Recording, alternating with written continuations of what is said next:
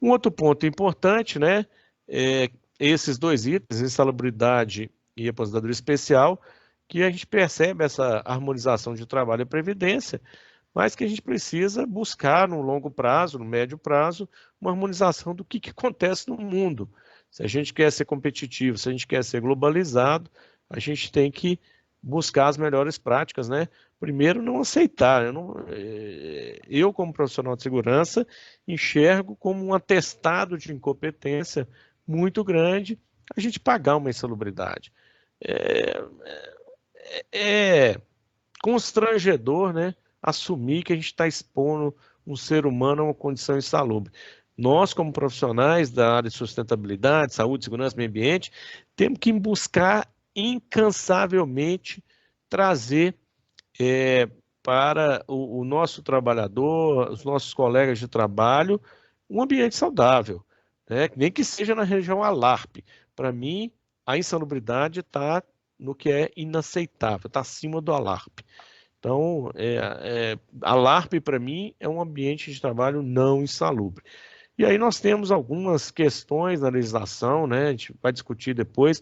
Eu vou abrir um webinar também para a gente discutir a parte previdenciária, as mudanças que tiveram nos decretos, na legislação, aonde, numa visão assim, bastante rigorosa, e a gente vê já na justiça vários aspectos associados a isso, né? Todo mundo tem direito à aposentadoria especial, todo mundo vive num ambiente insalubre, porque a legislação carrega, né, conceitos que são não técnicos, são conceitos é, que são preocupantes, né? Abandona a técnica, não leva em consideração os controles de engenharia, não leva em consideração nada e leva tudo para aquilo que é inaceitável, sendo tudo aposentadoria especial, tudo insalubridade, uma visão mais política do que técnica desse processo. Então, para mim, né, eu como sociedade, acho que aquilo que é insalubre, que é aposentadoria especial, deveriam ser limites não aceitos pela sociedade. A sociedade tinha que trabalhar para que todos os ambientes de trabalho sejam salubres e que não gerem uma aposentadoria antecipada por estar prejudicando a saúde de nenhuma pessoa, nenhum ser humano. Então, nós temos que começar a trabalhar também com esse conceito. Isso é insustentável no longo prazo e como sociedade, né? País nenhum do mundo pode aceitar esse tipo de coisa. E aqui eu trago, né, uma discussão sobre os novos papéis. Qual que é o novo papel do governo nesse processo?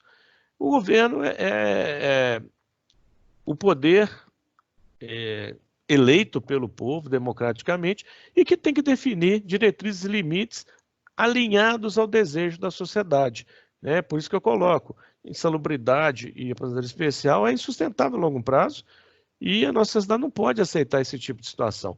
Então o governo tem que enxergar isso e fazer políticas, diretrizes e limites que no longo prazo as empresas vão se adequando e vão diminuindo o número de pessoas expostas a essa situação, vão melhorando continuamente.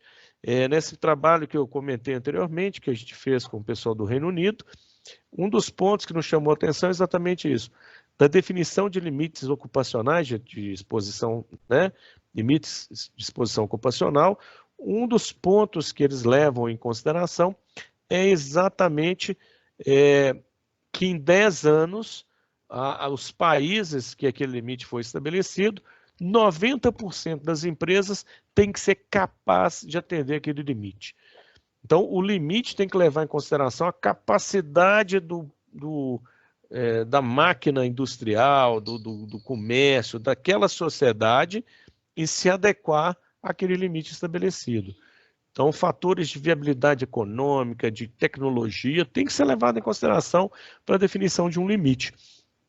Então, o aprendizado, né, que a gente teve nesse trabalho foi exatamente isso. A gente não pode saber qual que é o melhor limite de exposição do planeta, é o do país tal. Traz para o Brasil. Ele é inviável, vai trazer um custo, vai dar uma sensação para a nossa sociedade que o trabalho é sempre perverso, é sempre ruim, e pode até levar algum tipo de indústria a sair do país, porque torna inviável, torna inaceitável pela sociedade. Então, essas diretrizes, limites e a evolução desse processo é um papel do governo.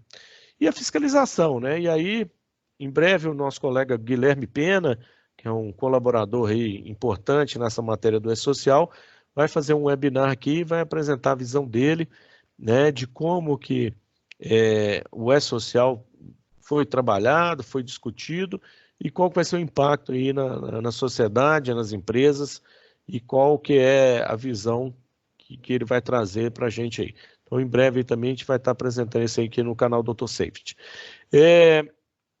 As instituições, né?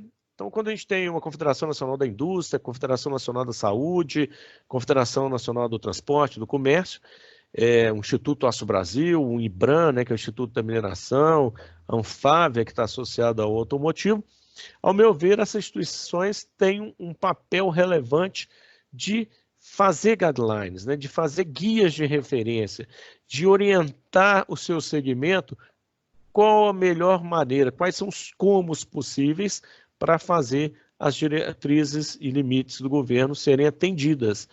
Então, as instituições, né, e aí eu trabalho na siderurgia há bastante tempo, tenho a honra de participar do Steering Committee da World Steel Association, né, e lá é um fórum de discussão e de geração desses guidelines, né? A siderurgia mundial produz esses guidelines, como o CCPS, o Center for Chemical Process Safety, também fornece bastante tecnologia, bastante conhecimento, com guidelines de excelente qualidade que podem ser aplicados em vários tipos de indústria. E também gerar normas de referência, né? Aí a nossa ABNT tem que ser uma instituição que nos ajude a trazer e fazer o RAGAGEP funcionar no país.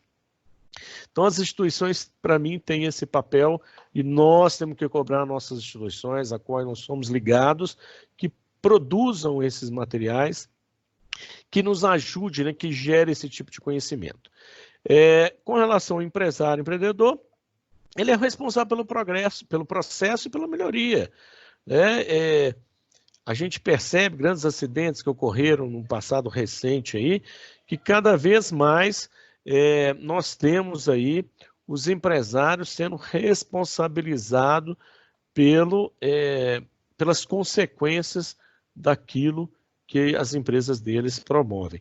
Então, é muito importante que o empresário tenha essa visão, né? O RAGAGEP nos Estados Unidos, quando acontece um grande acidente, um acidente ampliado, a justiça americana usa o conceito do RAGAGEP exatamente para cobrar do empreendedor, está dentro do risco do negócio dele, ele tem que prestar conta, demonstrar que ele utilizou o RAGAGEP, né?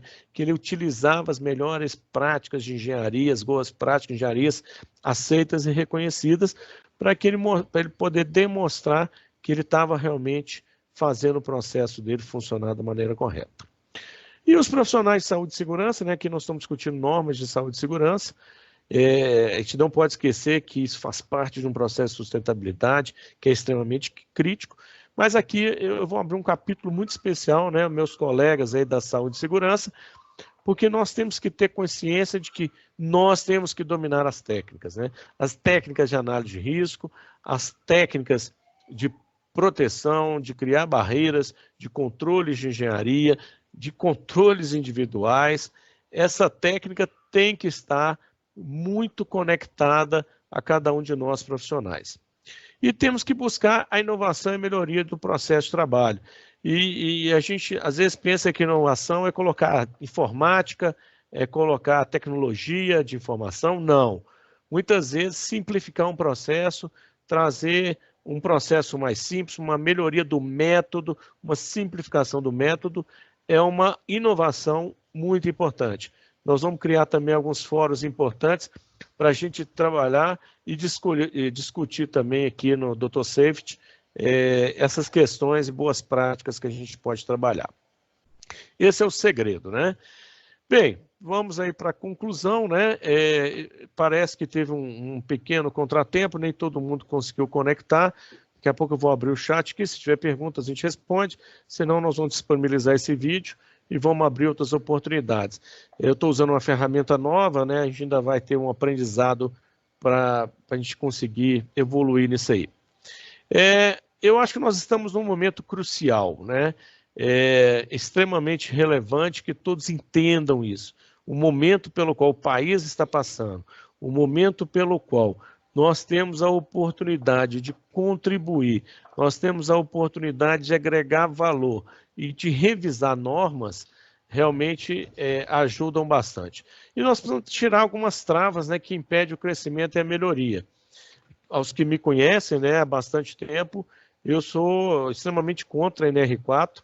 Eu acho que a NR4 é uma norma que não agrega valor nenhum, né, é uma norma que define serviço especializado de saúde e segurança do trabalho, criando obrigatoriedade das empresas de terem, né, profissionais de segurança. As empresas têm que ter profissionais de segurança porque elas precisam, não porque elas são obrigadas pela lei. E isso traz uma reserva de mercado que, ao meu ver, é muito mais prejudicial do que contribui para a saúde e segurança no país. Então, assim, se eu pudesse rasgar uma única NR, eu rasgaria a 4, e eu tenho certeza que isso agregaria muito valor aos profissionais, aos bons profissionais.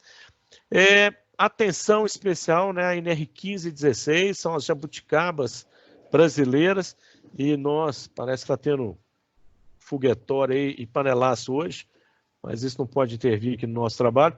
A NR 15 e 16 são duas normas que só existem no Brasil. São normas que, ao meu ver, são antiquadas, não agregam valor e dificultam a prevenção, né? A gente monetariza a saúde e segurança, existem interesses ambíguos nessas normas e eu acho que nós temos que buscar soluções mais modernas, converter, não estou falando que tem que parar de penalizar a empresa que não oferece um bom ambiente de trabalho, mas nós temos que parar de comprar a saúde do trabalhador. Baixa tecnologia e poucos estudos é uma realidade brasileira. Eu acho que nós temos que fomentar isso, o governo brasileiro, as empresas, os institutos, as confederações, né, e mudar um pouco essa realidade. Nós temos que estudar mais, tem muito trabalho bem desenvolvido lá fora, nós temos que aprender a trazer esse conhecimento. E um outro ponto é responsabilização e liberdade, né? O empreendedor tem que ser responsabilizado e ter liberdade de fazer aquilo que é certo. Um outro ponto que eu acho que é extremamente relevante para esse momento, que é crucial, é a participação e o comprometimento. O futuro está sendo construído. Nós temos que ter essa consciência e temos que buscar participar disso. E aí, para finalizar, né, qual que é a nossa parte? Eu sempre falo para as equipes que trabalham comigo, né, que no planeta, na população da Terra, os seres humanos, existem 3 categorias de pessoas. 5% são aquelas que fazem acontecer, que fazem um mundo diferente, que são inovadoras, que põem a mão na massa, que fazem a transformação. 15% da população percebe que isso está acontecendo. E às vezes são plateia, batem palma,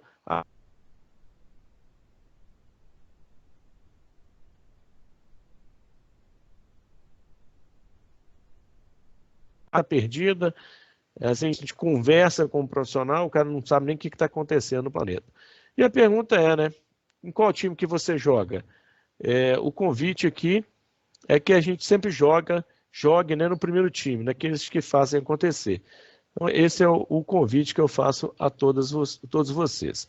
Vou ver aqui se no chat apareceu alguma pergunta, né? Infelizmente, a ferramenta talvez não tenha funcionado tão bem. Não tem nenhuma pergunta.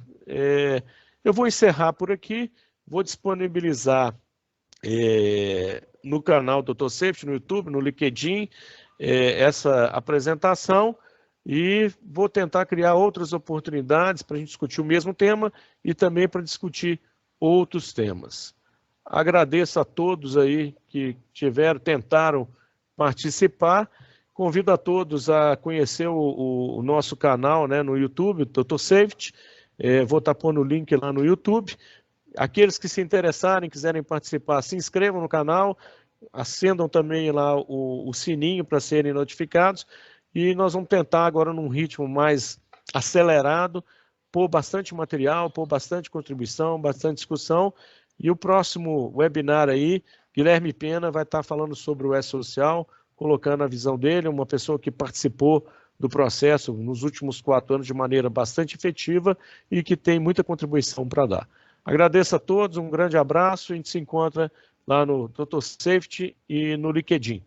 Também peço e ofereço aí nossos artigos, tem 4 artigos, em breve a gente vai estar escrevendo o 5º artigo, falando sobre a legislação nova de NRs. Convido a todos aí a participar e comentar. Grande abraço, muito obrigado aí pela audiência e pela participação.